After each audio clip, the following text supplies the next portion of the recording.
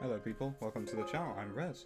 For my first ever video, I want to speak about something which always confused me about the 40k lore.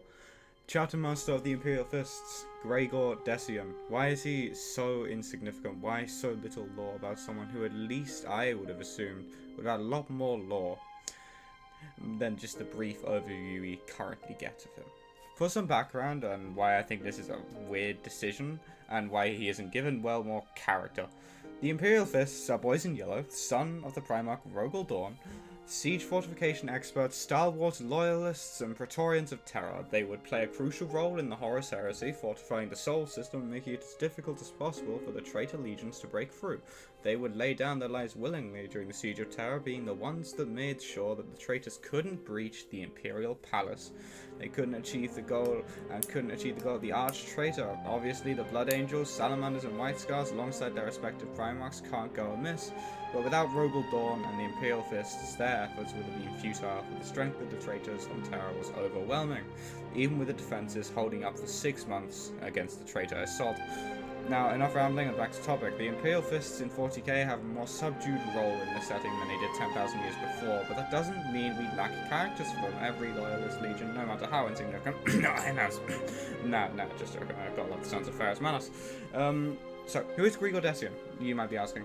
Chapter Master Gregor Decian of the Imperial Fists, succeeding his predecessor Vorn Hagan. I'm now gonna tell you literally everything we know about this dude. So, before he assumed the role of Chapter Master of the Imperial Fist, he was the captain of the 7th Company. Upon the emergence of the Great Rift after Cadius' fall and the 13th Black Crusade, he and his company would embark on a penance crusade to the very edge of the Rift itself. Decian and his men would suffer great trials on world after world, writhing with demon corruption. He and his company would be beset by rebel and traitor space marines during this time, and when he and the 7th Company finally returned, it became known that the Chapter Master Vorn Hagan had died. Decian was chosen to replace him. I think it's worth saying that this is not a summary of a novel based around this dude. No, this is a story from the 8th edition Codex supplement of the Imperial Fists. This was the first introduction and literally all we have on this guy. The idea of a chapter master of such a significant legion to the story overall being basically completely a non-character perplexes me. For example, we look at some of the other chapter masters of the loyalist legions, focusing on the ones that had major roles in 30k. For this comparison, therefore, to get them out of the way, I will be using the Ultramarines, and in the current setting they are led by chapter master Manius Calgal, and one of the most powerful and well-respected leaders in the Imperium of Man, known for his tactical genius, martial prowess, and unwavering loyalty to his Primarch Rabute Gilman and the Emperor of Mankind. First ever Firstborn Space Marine to cross the Rubicon Primaris and become a Primaris Marine. He embodies the ideals of Ultramar, serving as a paragon of honor, discipline, and strength across any war zone he finds himself, willing to lay down his own life in the name of the Imperium like any other brother. Or on the other hand, we have the Blood Angels, currently led by Chapter Master Dante, one of the oldest Space Marine settings, certainly not the oldest. I will go more into that in a future video, because it's a misnomer I think needs to be changed. He serves the Imperium whilst cursed with one of the gene C deficiencies of the Blood Angels, the Black Rage, a noble and tragic figure who, despite facing horrible losses such as the devastation of Baal, continues to fight for the Imperium no matter what or who stands in his way. Now, every time I think about these two and the other chapter masters like Azrael of the Dark Angels and Jubal Khan of the White Scars, I just sit back and think, why didn't the Imperial Fists get characters like this?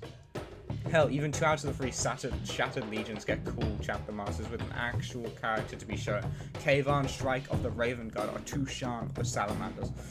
It's not like the Imperial Fists are lacking in the department of really cool characters. Tor Garadon, Primaris Captain of the 3rd Company of the Imperial Fists, or maybe Darth Lysander, 1st Company Captain of the Imperial Fists, a character who is literally heralded as a legendary hero who returned from the warp itself after having been presumed dead for decades, only to lead the chapter to countless victories in the name of the Emperor. Plus, unlike Gregor Decian, these two have actually got models for the tabletop. Decian is a chapter master in nothing but name.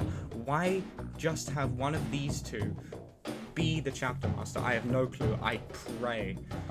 I ain't a writer at the Black Library, nor am I some insider, but I do sincerely hope that we get more on Gregor Decian, more so just out of respect for the chapter as a whole. There are a lot of dedicated fans of the Imperial Fists. It seems so absurd that they are not given the same reverence as people like Calgar or Dante are, but hey, what can you do? Maybe they're going to wait till they bring back Dawn before he gets character. Thanks for watching. Have a great day. Like and subscribe.